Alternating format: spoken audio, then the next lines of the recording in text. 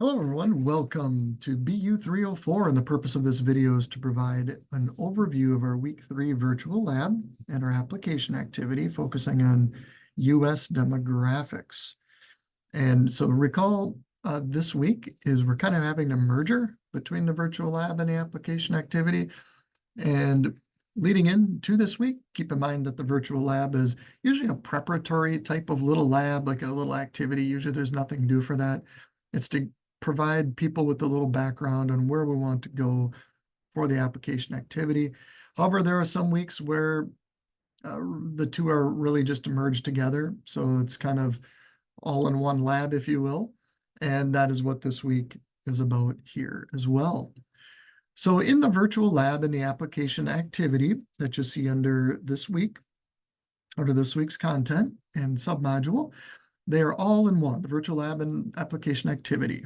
And so last week we spent some time looking at some differences, demographic differences and whatnot, following up on some tapestry, segmentation, general demographics and whatnot. And this week we're going to continue some work in that, more or less looking at spatial patterns and just being a little bit more familiar with demographics in general, as we will soon find out here in a minute, looking at Minnesota and whatnot. So first off, go ahead and click on the USA demographics document right here. And you will see from that, there will be a little overview, similar to what we've been exploring a few moments ago, looking at demographics and spatial patterns here.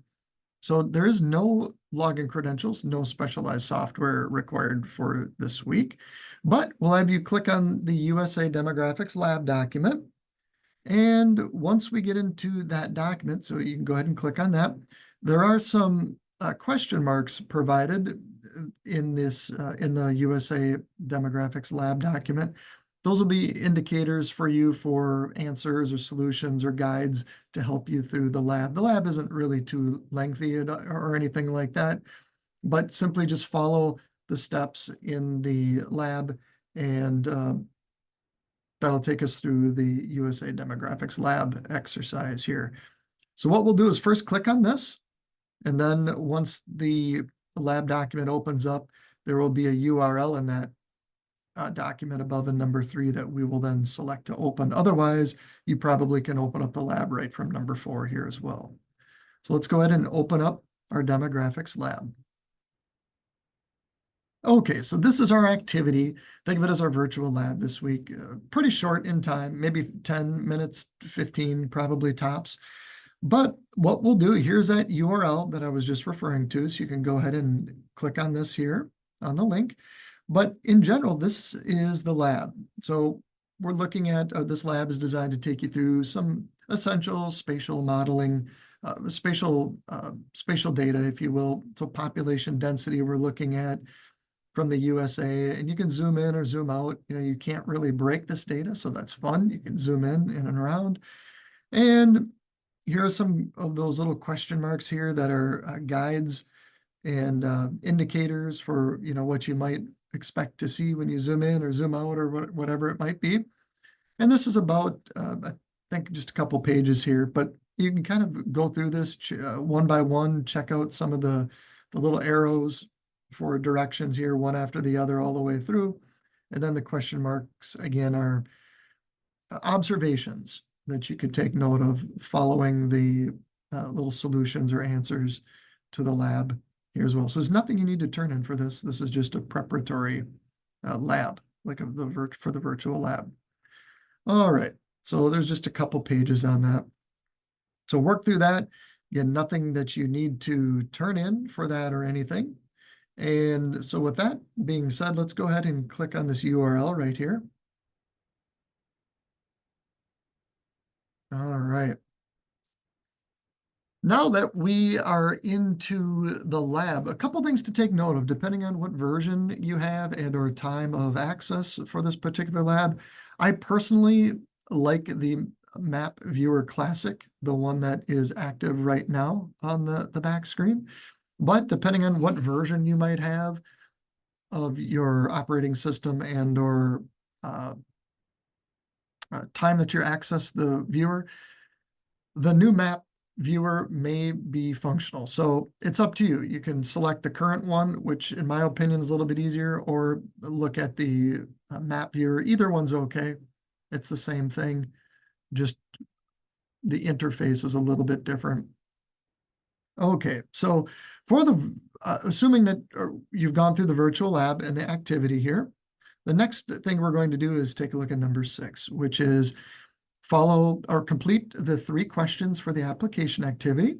And those 3 questions are right here. So where are the higher incomes and younger age groups in Minnesota? Where are the higher income and older age groups in Minnesota?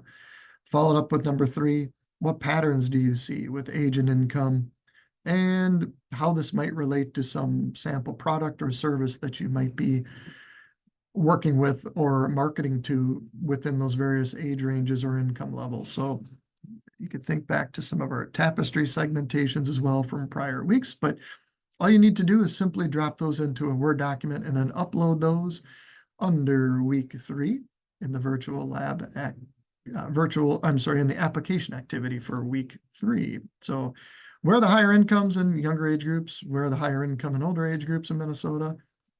And then what patterns do you see with the age and income throughout Minnesota? So that's what we're going to take a look at right now. Okay, so I have the map viewer open, and okay, here's the new version. This is what the old version looks like. So assuming we go to the new version, what we will do after the virtual lab is completed, again, we're in the application activity here now, is we'll zoom into Minnesota for our exercise. And you'll notice on the left, the legend is open. Here you can see the major US cities followed by population density. For our application activity, we're not so concerned with the population density. So this isn't as intuitive as the other viewer, the older viewer. So we'll have to go into layers and turn on some of the layers that we want and turn off the ones that we do not want. So we're just going to turn off the population density. Again, I went up to layers and then down to population density. And over here on the right-hand side of the table of contents, you'll see a little eyeball here. We're just going to turn that off. That just means it's not visible.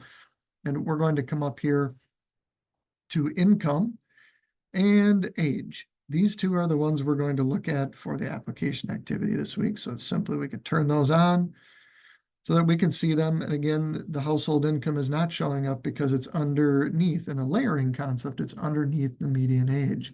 So if we turn off the median age, we can see the income right there. So to get back to the legend, let's say you were just interested in looking at age for the time being. Ages, these are both turned on now, that you can see in the table of contents, but we have to go back in here now to the legend to see where those age groups are. And again, right now we're just looking at age because it's the top layer. So if we want to turn off age and see income, we would have to go back into the layers and then turn off age so we can see what's going on with then the income. Again, this is from 2020 data, so it's a little bit dated, but it's okay for the purpose of this activity. And then at this point, we're just exploring to see what's what and where. So if we want to, again, see our legend, we'll go down to the legend and activate this, and then we can see the household income. So the darker the color, the greater the income within Minnesota. So you can see up here around Bemidji, it's a little bit lower, and more in the southwest, probably a little bit lower than in around kind of the southeast side here of Minnesota. It's a little bit higher. So now if we wanted to look at that and how it corresponds to age, we'll turn on our median age by county right here. And now we can start to see where we'll go back into our legend. So we can see the median age. So there's a little bit more younger people in and around the metro. And then as you radiate outwards from the metro and even towards the southwest, western part of Minnesota, northern part, the median age is a little bit higher in those areas. So you kind of think about the age, think about where the income is, how do those things play in to each other. So you can zoom in, zoom out, check out different areas here. That's fun to examine. Again, this should all be by county, so it should be pretty easy for you to navigate and look for patterns for those questions 1, 2, and 3 as part of our virtual lab for this week. And once you're completed with the lab for the application activity, you can feel free just to close that out and all is good. So if you have any questions or anything like that, please reach out, let me know. Otherwise, I wish everyone a great week.